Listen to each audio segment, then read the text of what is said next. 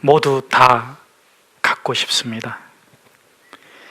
모두 다 내가 가질 수 없다면 남도 다 갖지 못하게 하고 싶습니다. 남은 가난해도 나는 부자이고 싶고, 내가 부자라면 더 부자가 되고 싶습니다. 여러분들은 그렇지 않으신가요? 저만 그런 거는 아니죠? 어쩌면 우리 모두는 숨겨놓은 욕심 때문에 모두 다 갖고 싶은 열망을 단 한 번도 포기하지 못하고 오늘까지 왔는지 모르겠습니다. 그런데 욕심을 조금 바꾸어 보면 어떨까요?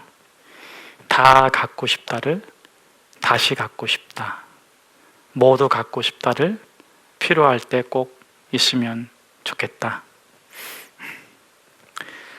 여러분, 우리가 다시 갖기 위해서, 다 갖는 것이 아니라 다시 갖기 위해서 해야 되는 필요한 일은 까치밥을 남겨두는 것입니다. 서양 관광객이 시골 농촌에 가서 감을 따는 농부들이 감을 남겨두는 것을 보고 묻습니다. 저게 뭡니까? 까치밥입니다.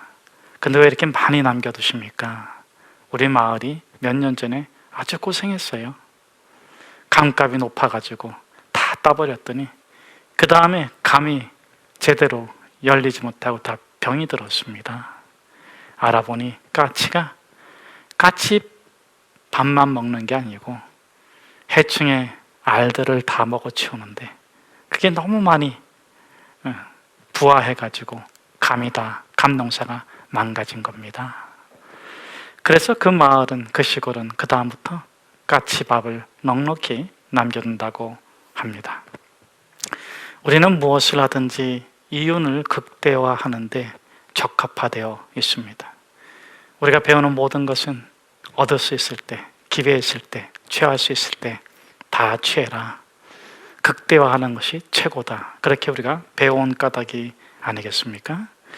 우리는 한 번에 다 얻는 것을 당연시 여기고 최고라고 여깁니다. 미용실에 파마하러 가서도 마찬가지죠. 웨이브로 할까? 스트레이트로 할까? 웨이브는 섹시해요. 스트레이트는 청순해 보입니다. 그러면 또 헷갈려요. 염색을 검게 할까? 브라운으로 할까? 검게 하면 젊어 보입니다. 브라운으로 하면 부드럽고 성숙해 보이죠. 결국 이렇게 할까 저렇게 할까 고민하다가 그 고민은 다 한꺼번에 얻기 위한 방법을 찾는 것인데, 미용사가 지친 말로 이렇게 마지막 마침표를 찍어주죠. 손님, 집에 가셔서 생각을 정하고 오세요. 삶은 한 번이지만 우리의 삶은 어제와 오늘, 오늘과 내일로 연속되고 있습니다. 여러분, 우리가 조금 바꿔보면 어떨까요? 한 번에, 단번에 다가 아니고 한 번에 하나씩. 모든 것을 다 단번에 얻으려는 이윤의 극대화보다는 한 번에 하나씩 합리적인 유익을 추구하는 것이 바람직하지 않겠습니까? 오늘 120문도, 특별히 12사도가 성령의 충만을 받았습니다. 예수님께서 부활하신 후 40일이 지나고 오순절날 성령이 임했으니까 최소한 이들은 열흘 동안 마가의 다락방에서 밤낮으로 정말 열정적으로 기도를 드렸던 것이죠. 그런데 마침내 그 대망했던 성령님이 임하시고 자신들을 가로막고 있던 모든 것들이 소통이 됐습니다. 하늘과 땅이 소통하고, 동과 서가 소통하고, 인정의 벽이 허물어지고 학벌의 벽이 허물어지고, 이것은 정말 놀라운 기적이 아닐 수 없습니다. 자, 그렇다면 그렇게 성령 충만을 받았기 때문에 한 번에 모든 것이 다 해결되었을까요? 또 단번에 모든 것이 해결될 것이라고 믿고 행동해야 할까요?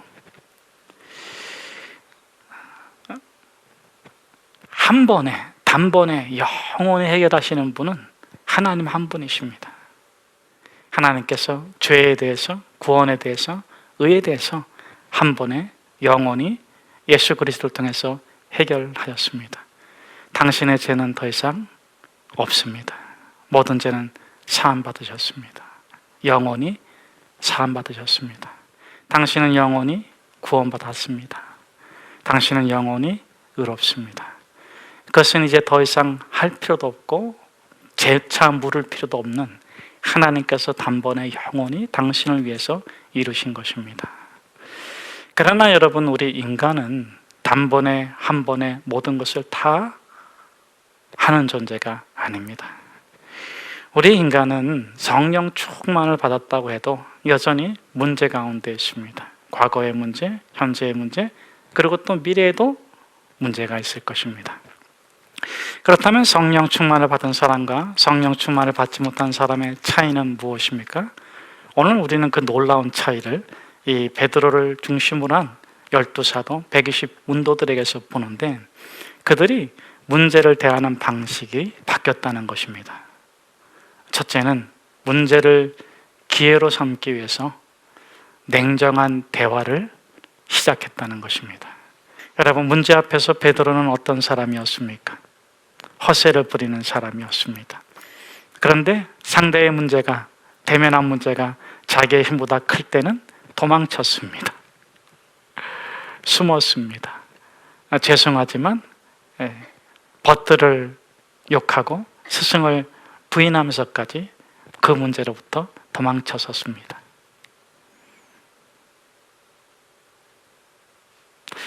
그런데 성령이 임한, 성령 충만을 받은 이 베드로가 바뀌었습니다.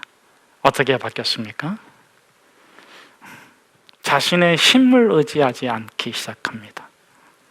자신이 새로운 존재 되었음을 감사하고 그 존재로서 문제를 직면하는데, 마치 늑대가 호랑이 앞에 탁 서서 도망가기를 멈추고 으르렁거리는 것처럼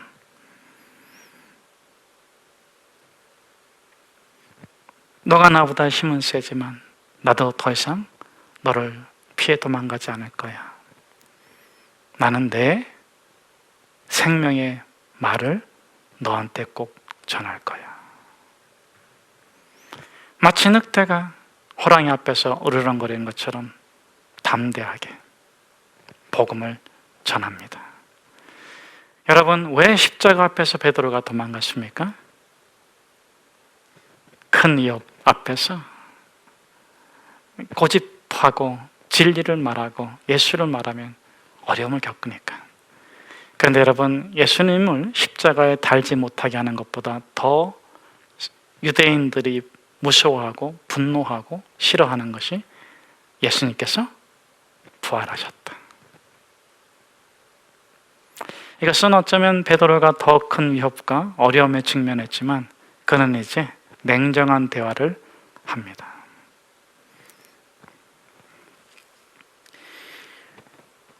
로마인에겐 로마인처럼, 이 이후에도 성령 충만을 받은 사람들의 동일한 태도인데, 이방인에게는 이방인처럼, 유대인에게는 유대인들이 이해할 수 있도록 율법을 가지고 복음을 증언하기 시작하는 것입니다. 그것이 오늘 첫 교회의 설교입니다. 저는 저와 여러분이 주는 주 예수 그리스도를, 주는 예수님이시고 예수님이 그리스도가 되었음을, 저는 저와 여러분이 그 어떤 상황에서도 두려워하지 아니하고 냉정하게 진리의 근거에서 성경 말씀대로 전할 수 있기를 축복합니다. 여러분 자신에게도 복음을 전해 주십시오. 너의 죄는 사함을 받았다. 너는 구원받았다. 너는 영원히 의인이다. 두 번째로 이들에게 달라진 것이 있습니다. 그것이 무엇입니까? 문제를 문제로 두는 것은 문제를 풀 능력이나 지혜가 없기 때문이 아니죠. 문제를 문제로 두는 것은 문제를 풀 능력이나 지혜가 없기 때문이 아닙니다. 용기가 없기 때문입니다. 마르쿠스 아우렐리우스는 이런 말을 남겼습니다. 길을 방해하는 것이 길이 된다. 길을 방해하는 것이 길이 된다. 이 12사도 120문도 이 성령 충만한 사람들이 성령을 받고 나서 발견되는 중요한 전환이 있습니다.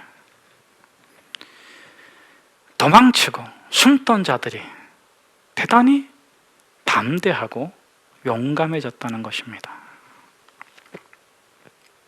여러분, 용기는 타고나는 게 아닙니다. 번개 치듯이 천둥이 치듯이 한순간에 만들어지는 것도 아닙니다. 여러분, 용기는 배우는 겁니다. 학습되는 것입니다. 관찰할 수 있고 측정할 수 있습니다. 리더의 용기에서 브레너 브라운은 용기란 다음 4가지의 종합이다, 함께다, 이렇게 말을 했어요. 첫째는 뭐냐면 자신의 취약점을 받아들이는 것, 인정하는 것. 두 번째로는 그럼에도 불구하고 내가 소중히 여기는 가치를 위해서 살기로 결정하는 겁니다. 내 약점, 나의 부족함, 나의 연약함 때문에 내가 소중히 여기는 가치를 포기하지 않는 것입니다. 세 번째로는 대담한 전적인 신뢰. 내가 그렇게 살아갈 적에 반드시 하나님께서 나를 도와주실 거야. 그리고 네 번째는 무엇인지 아십니까? 네 번째가 대단히 중요한데, 다시 일어서는 법을 배우는 것입니다. 이것은 연습하고 훈련하고 학습해야 돼요. 여러분, 책상에 앉으면 공부하는데 책상에 앉기까지가 어렵죠. 내가 용기를 내기로 결단하고 발을 내디디면 용기 있게 행동하는데 거기까지가 어려워요. 그래서 우리 자신이 이 회복의 탄력성, 다시 일어서는 법을 연습해야 돼요. 여러분, 용기란 무엇입니까? 용기란 다시 일어서는 거예요. 다시 복음의 삶을 시작하는 것입니다. 다시 소명의 길을 걷는 것입니다. 저는 오늘 여러분이 다시 일어나길 축복합니다. 다시 첫 발을 내딛기를 축복합니다. 너희 중에 지혜가 부족한 자가 있느냐? 구하면 꾸짖지 아니하시고 후히 주시는 하늘 아버지께 구하라. 그리하면 너희가 요동치 아니하는 삶을 살게 될 것이다. 야고보서 1장 5절의 말씀입니다. 사랑하는 여러분, 용기란 무엇입니까? 마음과 걸음이 같은 거예요. 우리 주 예수 그리스도를 구주로 믿는 사람에게만 일어나는, 내 가는 길이 천성의 길이 되는 내 마음의 길과 내 발걸음의 길이 방향이 같은 것입니다. 때로는 빗나가기도 하고 때로는 돌아서 가기도 하지만 저와 여러분은 저 천성 예루살렘까지 꼭 같이 가시기를 주의 이름으로 축복합니다. 그런 가정이 되기를 주의 이름으로 축복합니다. 그들에게 일어난 이 복음의 사건을 얘기하면서 이 베드로가 오늘 다윗을 이야기합니다. 그러면서 제가 한 단어로 내용을, 핵심을 잡으면 요동치 않는 사람으로 바뀐 겁니다.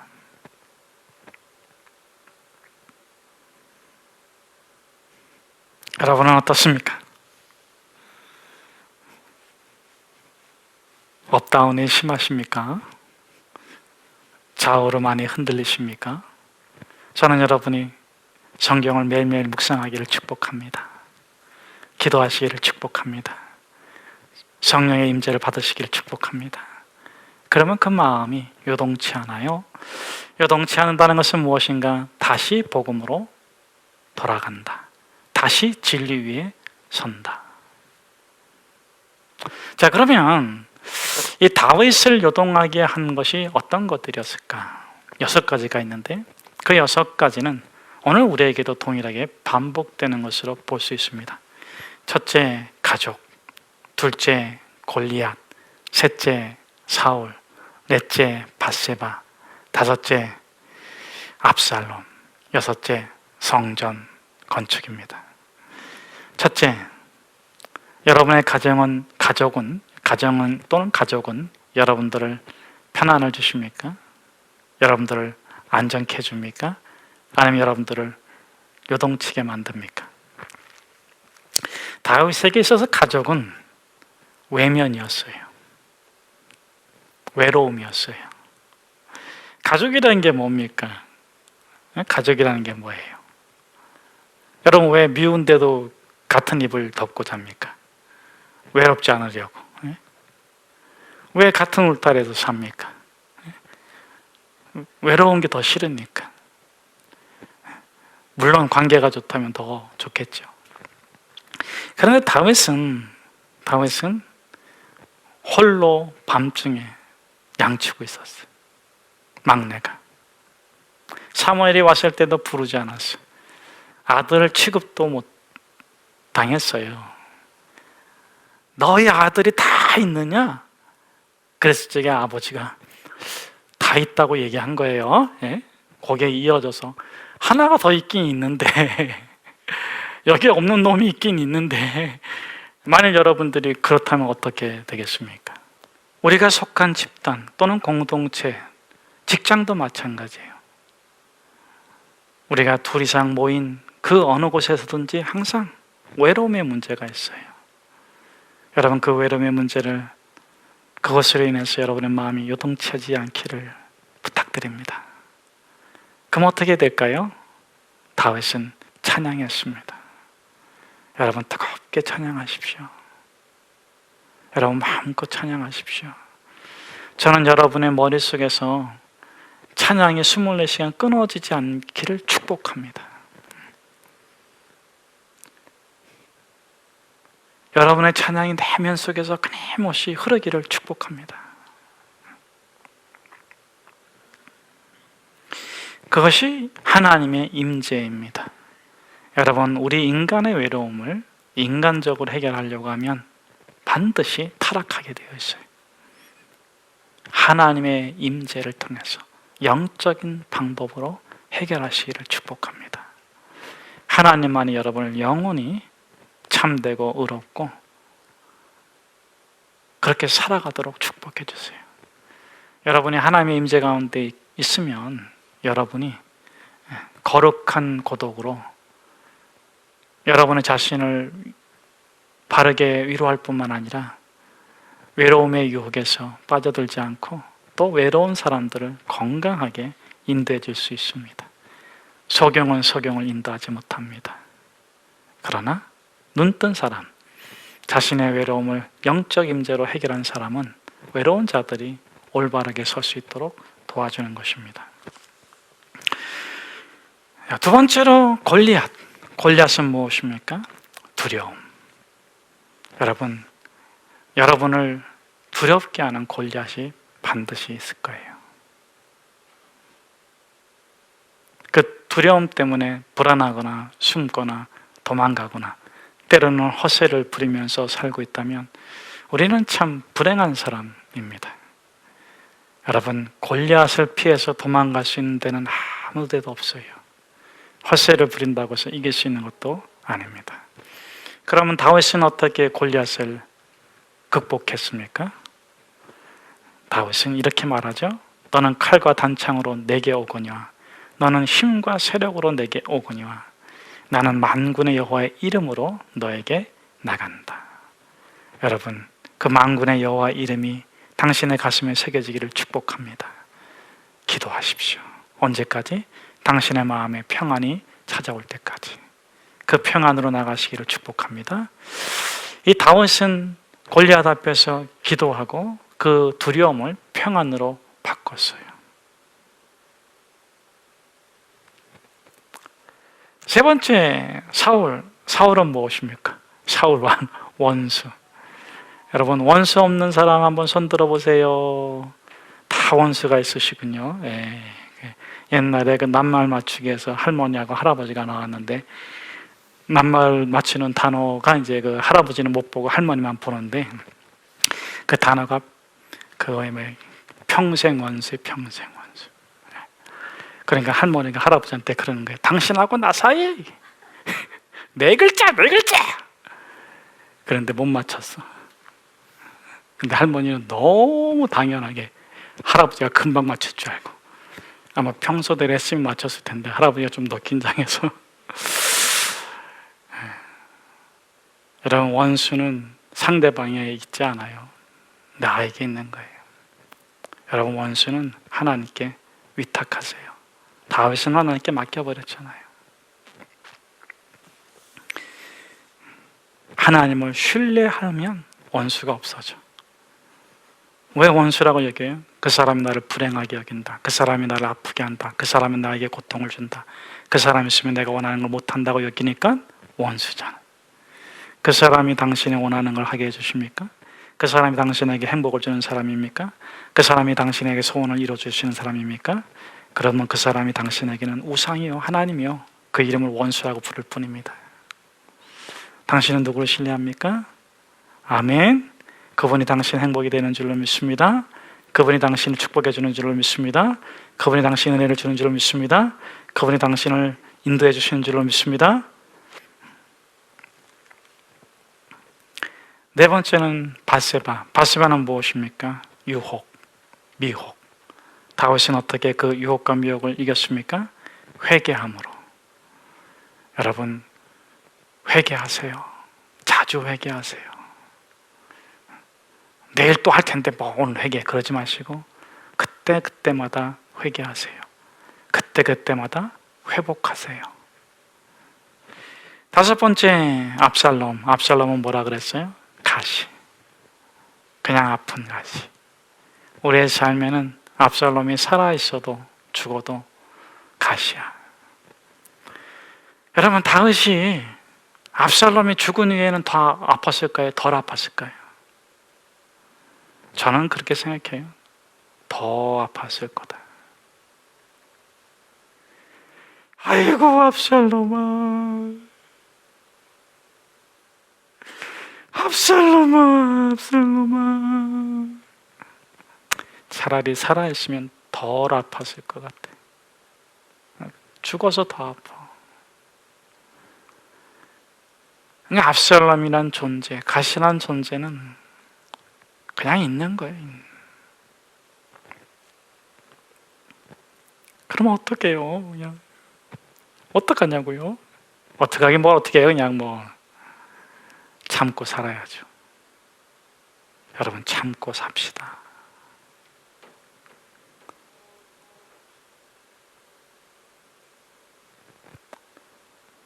하나님이 뽑아주셔. 이렇게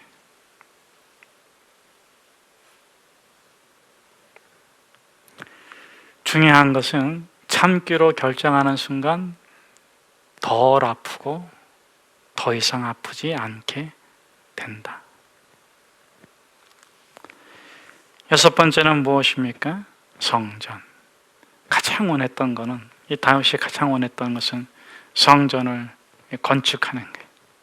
그런데 하나님께서 넌 아니야. 그래서 누가 하게 합니까? 솔로몬이 하게 해요. 성전이란 무엇입니까?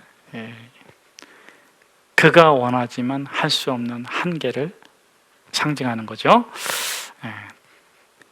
그것이 우리를 항상 요동치게 해. 내가 정말 원하는데 할 수 없는 게 우리를 요동치게 해. 그때는 어떻게 돼요? 그때는 어떻게 돼요? 절제. 절제하면 어떻게 됩니까? 협력. 협력하면 어떻게 됩니까? 더 아름답게 지어져요.